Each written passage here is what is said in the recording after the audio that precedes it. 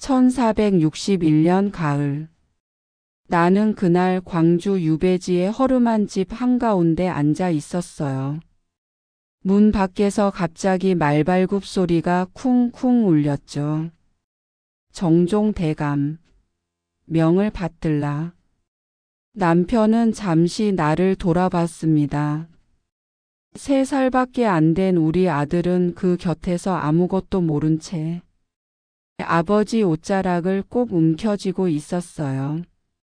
나는 알아버렸습니다. 이번에는 정말 돌아오지 못하겠구나. 그해 겨울 소식이 전해졌습니다. 능지처사. 사지가 찢겨 죽는 형벌. 그 한마디가 내 가슴을 산산조각 냈습니다. 나는 단 한 번도 울지 않으려 애썼어요. 하지만 밤이 되면 남편과 동생의 이름이 목구멍까지 차올라 숨조차 쉴 수 없었습니다. 나는 누구였을까요? 나는 조선 제4대 왕 세종의 손녀, 조선 제5대 왕 문종의 딸, 제6대 왕 단종의 누이, 그리고 역적의 아내. 사람들은 나를 이렇게 불렀습니다. 경혜공주. 이제 내가 직접 들려줄게요. 공주였고 죄인이었고 끝내 비구니가 된 한 여자의 이야기. 나 경혜의 이야기입니다. 원래 나는 공주가 될 운명이 아니었다. 사람들은 나를 조선에서 가장 사랑받은 공주라고 불렀지만 사실 나는 애초에 공주가 될 신분조차 아니었습니다. 내 어머니는 후궁 권씨, 아버지는 세자 시절의 문종, 그때의 나는 그저 세자의 후궁이 낳은 딸일 뿐이었죠. 조선에서는 왕과 중전의 딸만 공주가 될 수 있었습니다. 후궁의 딸은 옹주라고 불렸죠. 그러니 내게 주어질 이름은 공주가 아니라 옹주였어야 했어요. 그런데 우리 집에 모든 걸 바꿔버린 사람이 있었습니다. 바로 할아버지 세종대왕. 세종께서는 2번이나 간택을 통해 며느리를 뽑았지만 한 사람은 기묘한 미신에 빠져 자리를 잃었고 또 한 사람은 추문에 휘말려 쫓겨났죠. 세자의 아내 자리가 비어버린 겁니다. 그때 할아버지는 나와 내 어머니를 보셨습니다. 이미 딸을 낳았으니 의리상 세자빈으로 세워야 하지 않겠는가. 그 한마디로 후궁이었던 어머니는 세자빈이 되었고 나는 옹주의 운명에서 조선 왕실의 금지옥 옆으로 올라섰습니다. 그날 이후 나는 세종의 손녀 문종의 외동딸 경혜로 자랐습니다.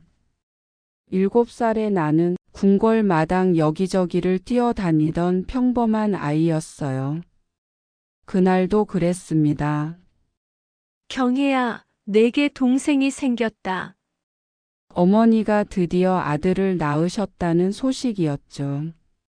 궁궐은 잔치 분위기였습니다. 왕실의 후계자 새 세자의 탄생. 그 아이의 이름은 이홍희. 훗날 사람들이 단종이라고 부르게 되는 나의 하나뿐인 남동생입니다. 나는 너무 기뻤어요. 동생이 생겼어. 내가 지켜줄게. 하지만 그 기쁨은 하루도 가지 못했습니다. 동생이 태어난 바로 다음 날, 어머니는 산후병으로 세상을 떠나셨습니다. 7살의 나는 제대로 슬퍼할 줄도 몰랐습니다. 그저 이제 누구한테 안겨야 하지? 어느 방향으로 달려가야 할지 모를 뿐이었죠.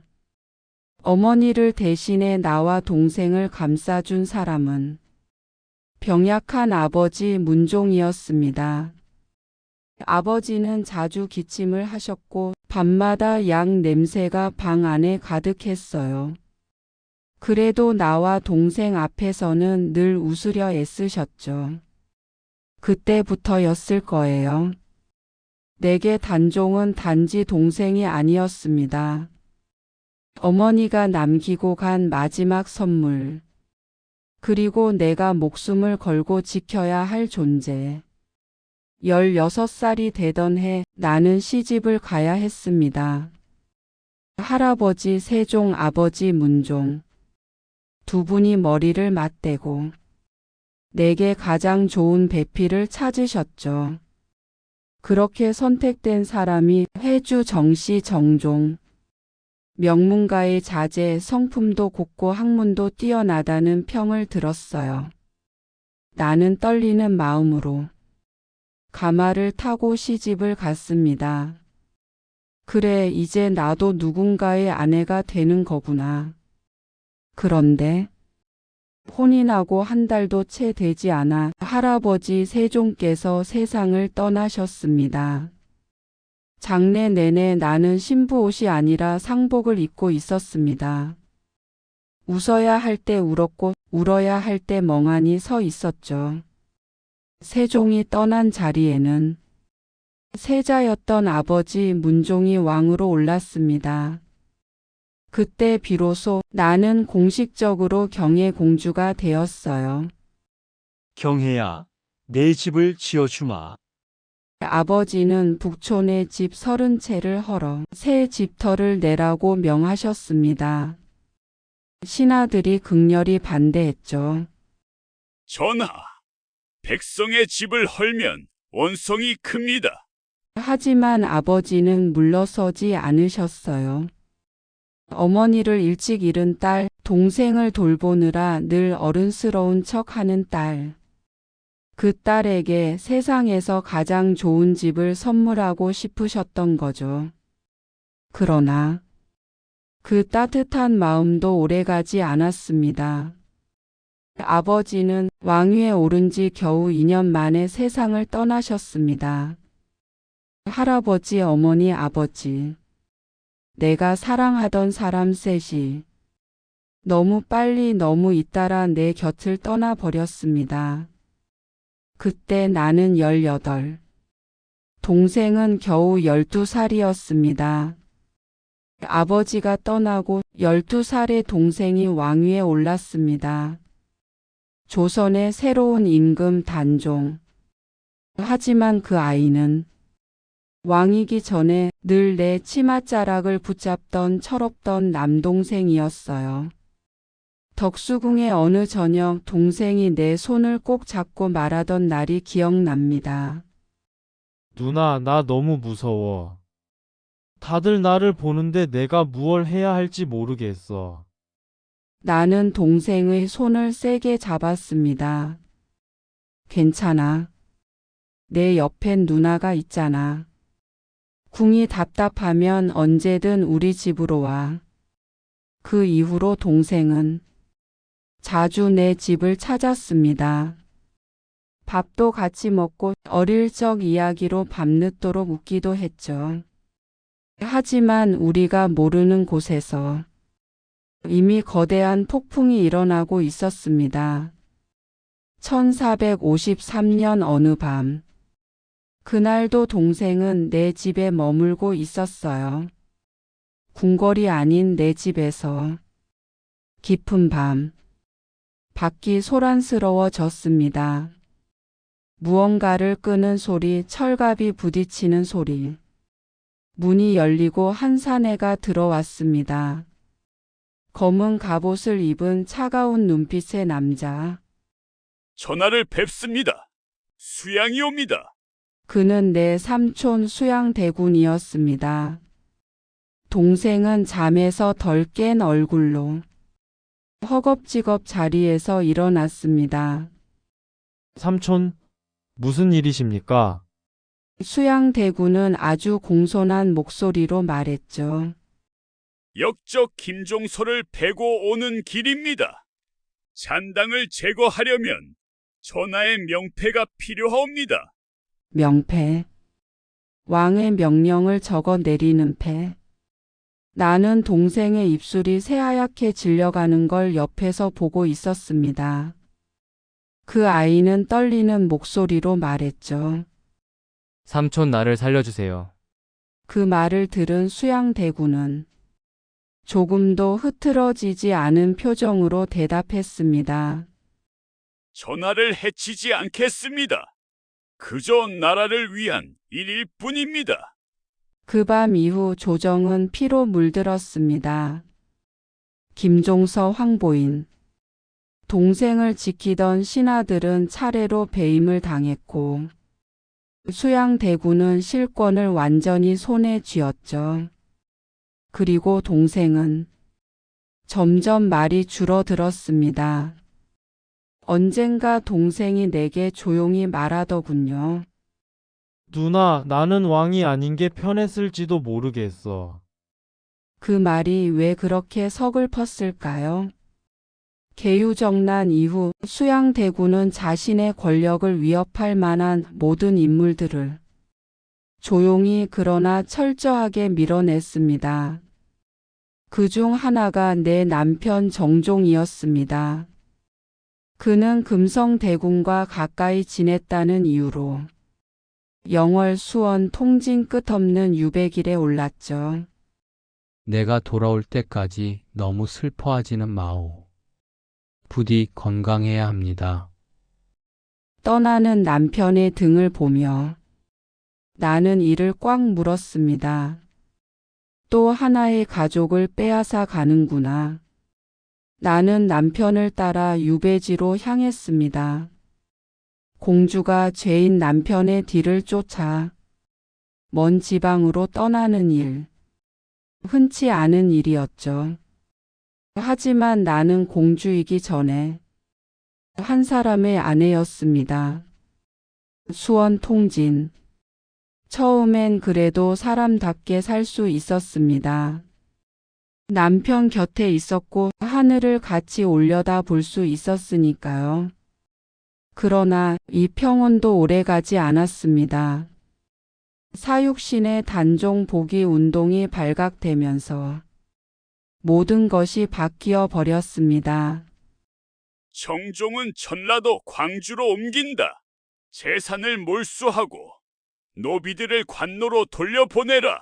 남편은 더 먼 곳으로 유배되었고 우리의 재산은 모조리 빼앗겼습니다.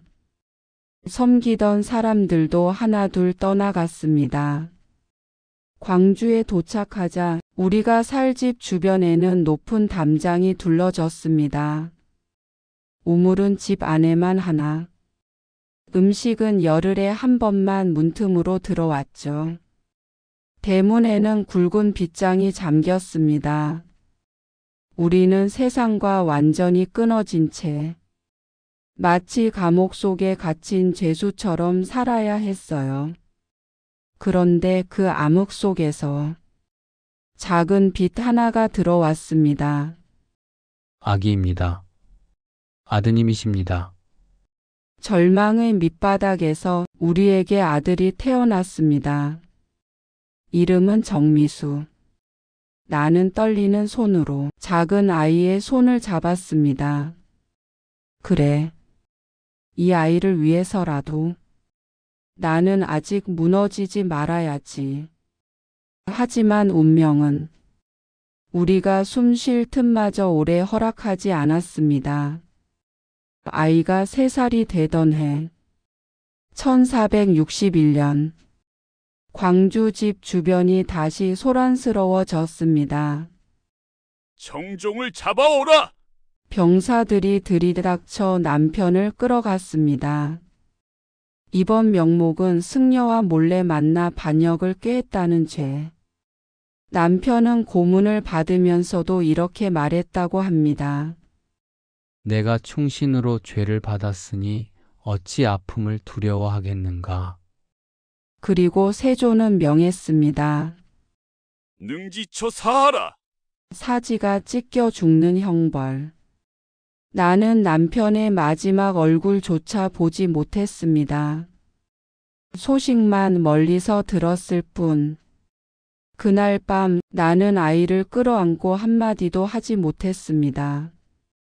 너의 아버지는 대역죄인이란다. 이 말을 차마 입 밖에 낼 수 없었어요. 내 나이 27. 나는 동생에 이어 남편까지 모두 삼촌의 손에 잃었습니다.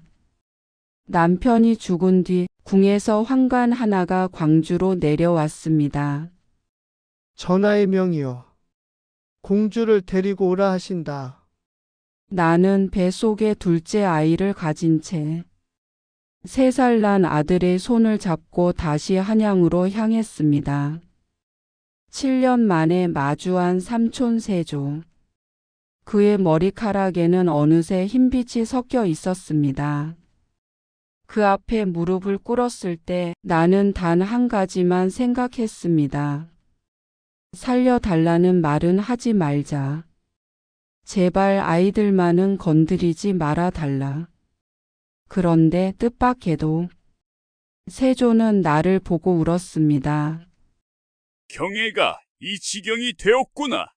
그 눈물이 진심이었는지 민심을 의식한 연기였는지는 나는 알 수 없습니다. 알고 싶지도 않았고요. 다만 그는 이렇게 말했습니다. 문종의 딸 경애에게 죄는 없다. 집과 노비를 내려 살도록 하라. 정종의 자식들에게 죄를 묻지 말라.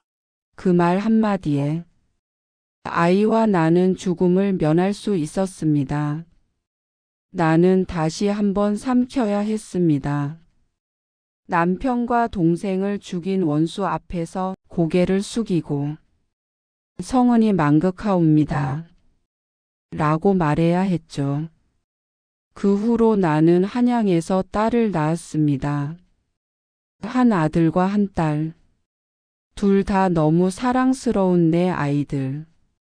하지만 그럴수록 내 안에서 한 가지 생각이 자라났습니다. 나는 이렇게 살아도 되는 걸까?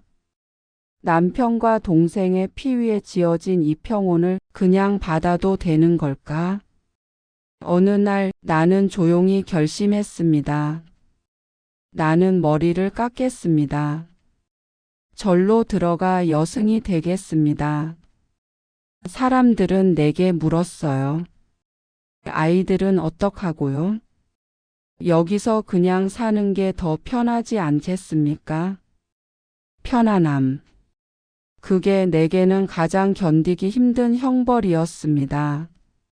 나는 아이들을 세조의 아내 정의왕후께 맡겼습니다. 부디 이 아이들만은 죄인의 자식이 아니라 그저 아이로 자라게 해주십시오. 그리고 머리카락이 떨어져 나가는 소리를 들으며 나는 내 지난 삶과도 조금씩 멀어졌습니다. 비구니가 된 나는 절에서 새벽마다 북을 두드리며 기도했습니다. 동생 단종의 넋이 남편 정종의 넋이 부디 고이 잠들게 하소서. 때로는 기도인지 울음인지 모를 소리가 목구멍 깊숙한 곳에서 올라왔습니다. 세월이 흘렀습니다. 세조가 먼저 세상을 떠났고 나도 결국 병이 들어 쓰러졌습니다. 누군가는 말했습니다. 경혜공주 한 많은 생이었지. 어쩌면 그 말 한마디에 내 삶이 전부 들어있는지도 모르겠습니다. 사람들은 내 무덤을 찾습니다. 그리고 내 곁에 놓인 조그마한 봉분 하나를 보게 되지요. 이건 누구의 무덤이죠? 그건 내 남편 정종의 가묘입니다. 능지처사로 시신을 온전히 거두지 못했기에 빈 무덤을 내 옆에 함께 두었어요. 비어있는 무덤. 하지만 내 마음속에서는 그가 여전히 내 곁에 누워 있습니다. 내 아들 정미수는 훗날 벼슬에 올라 정종 가문을 다시 일으켰다고 들었습니다. 나는 그 소식을 들을 수 없었지만 어딘가에서 이렇게 중얼거렸을지도 모르죠. 그래, 잘 버텼구나. 그래서 내가 버틴 보람이 있구나. 나는 한때 조선에서 가장 사랑받는 공주였고 또 한때는 역적의 아내였으며 끝내 산에 들어간 비구니가 되었습니다. 역사는 나를 비극적인 공주라 부를지 몰라도 내 입으로 말하자면 나는 그저 사랑하는 사람들을 지키고 싶었던 누나였고 아내였고 엄마였습니다. 지금 이 이야기를 듣고 있는 당신, 혹시 너무 억울해서 너무 답답해서 어디에도 말할 수 없는 마음을 품고 있진 않나요? 그렇다면 이 한마디만 기억해 주세요. 버티는 것만으로도 누군가에게는 이미 큰 사랑이었다. 여기까지 조선의 공주이자 죄인이었고 끝내 하늘 기도로 바꾸려 했던 여자. 나 경혜공주의 이야기였습니다.